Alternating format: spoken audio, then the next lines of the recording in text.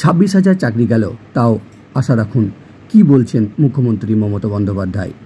আজ নবান্নে সাংবাদিক বৈঠক করেছিলেন মুখ্যমন্ত্রী মমতা বন্দ্যোপাধ্যায়। তিনি এক কথাই বলেছেন, জাজমেন্ট মেনে নিতে পারছি না। কিসের জাজমেন্ট? চলুন দেখে নেওয়া যাক। হাইকোর্টের নির্দেশে হস্তক্ষেপ করল না সুপ্রিম কোর্ট, সামান্য কিছু পরিবর্তনের নির্দেশ। গোটা প্রক্রিয়া অস্বচ্ছ, 3 মাসের মধ্যে নতুন করে নিয়োগ করতে হবে। শীর্ষ আদালত যোগ্য অযোগ্যদের তালিকা আলাদা করে জমা দেয় এসএসসি। অযোগ্যদের চাকরি যাবে, 12% সুদসহ বেতন ফেরত দিতে হবে। নতুন নিয়োগও তারা অংশ গ্রহণ করতে পারবে না।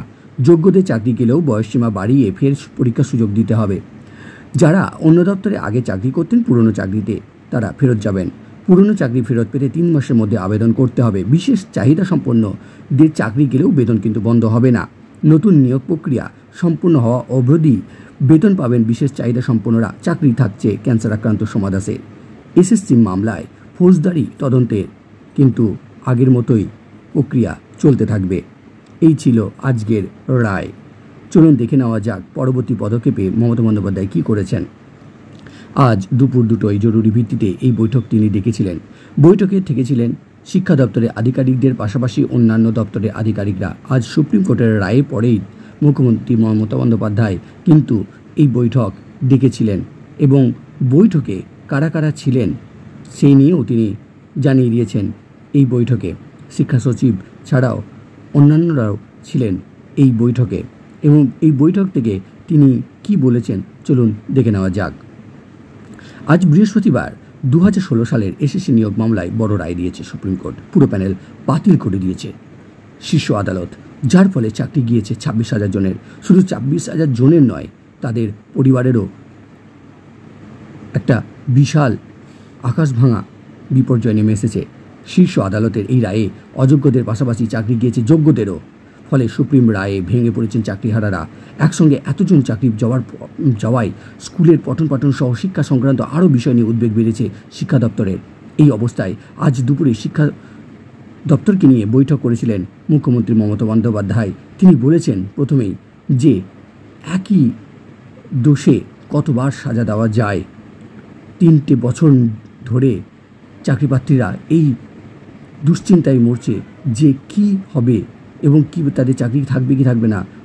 অতঃপর আজকে তাদের এই রায় দেওয়া হয়, তারা ভেঙে পড়ে। নবান্ন সূত্রের খবর, আজ 2টোয় জরুরি ভিত্তিতে তিনি বৈঠক ডেকেছিলেন। বৈঠকে থেকেছিলেন শিক্ষা দপ্তরের আধিকারিকদের পাশাপাশি অন্যান্য দপ্তরের আধিকারিকরা। আজ সুপ্রিম কোর্টের রায়ের পরেই শিক্ষা দপ্তরকে নিয়ে মুখ্যমন্ত্রী মমতা বন্দ্যোপাধ্যায়ের এই বৈঠক গুরুত্বপূর্ণ বলেই মনে করেছেন আধিকারিকরা। দুপুর 2টোয় শিক্ষা দপ্তরের সঙ্গে এই বৈঠকে মুখ্যমন্ত্রী মমতা বন্দ্যোপাধ্যায় বেশ কিছু গুরুত্বপূর্ণ সিদ্ধান্ত নিতে পারেন বলে মনে করা হচ্ছিল। নবান্ন সূত্রের খবর, বৈঠকে শিক্ষা দপ্তরের সচিব এবং যুগ্ম সচিব পর্যায়ে আধিকারিকরা কিন্তু উপস্থিত ছিলেন।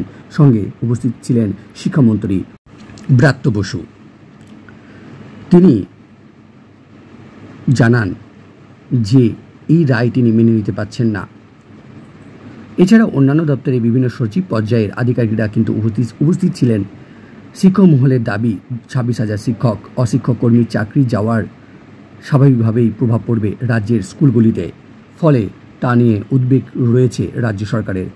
তাছাড়া সম্প্রতি শেষ হয়েছে মাধ্যমিক উচ্চ মাধ্যমিকের পরীক্ষা, তার উত্তরপত্র মূল্যায়নের কাজ চলছে। 2016 সালে বিজ্ঞপ্তিতে যারা চাকরি পেয়েছিলেন, অর্থাৎ আজ সুপ্রিম কোর্টে রায়ে যাদের চাকরি বাতিল করেছে তাদের অনেকেই এই উত্তরপত্র মূল্যায়নের সঙ্গে যুক্ত রয়েছেন।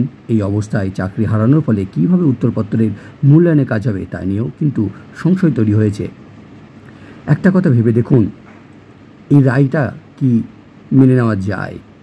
কেননা এতদিন যারা খাতা দেখেছিলেন, যাদের খাতা দেখার ফলে লক্ষ লক্ষ ছেলেমেয়েরা মার্কশিট পেয়েছে, তাহলে তাদের খাতা দেখাও কি ভুল? পাশাপাশি প্রান্তিক স্কুলগুলিতে চাকরিহারা শিক্ষকদের অনেকেই কর্মরত ছিলেন। সেই জায়গায় দাঁড়িয়ে পড়ুয়াদের পঠন পাঠন কীভাবে হবে তা নিয়ে উদ্বেগ শিক্ষা দপ্তরে।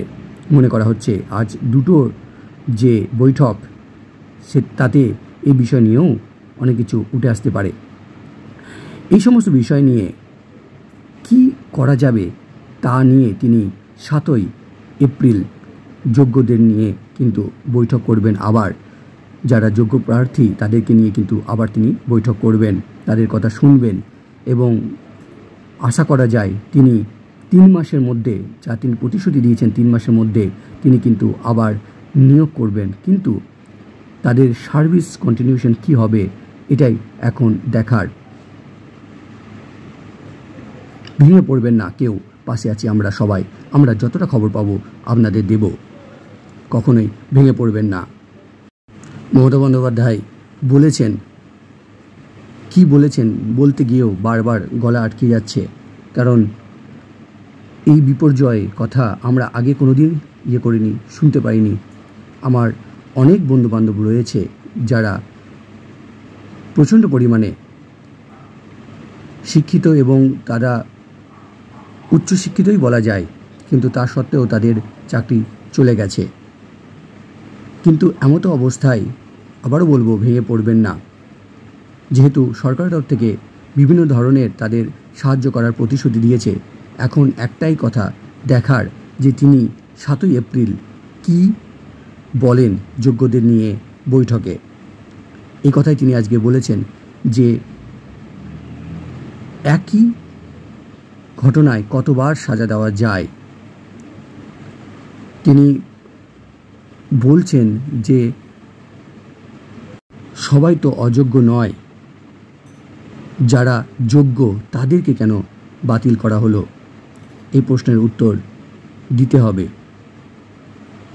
এর সঙ্গে তিনি এটাও বলেছেন যে রায়কে তিনি অ্যাকসেপ্ট করছেন, কিন্তু তিনি এর মোকাবিলা কিন্তু করবেন এবং যতটা পরিস্থিতি সামাল দেওয়া যায় তিনি করবেন। যোগ্যদের নিয়ে তিনি বৈঠক করবেন, তাদের কথা শুনবেন এবং তাদেরকে কিভাবে আবার পুনরায় বহাল রাখা যায় নতুন নিয়োগের মাধ্যমে তার প্রচেষ্টা তিনি করবেন। তাই আবারও বলছি, ভেঙে পড়বেন না, রীতিমতো আমরা আপডেট আপনাদের দিতে থাকব। ধন্যবাদ।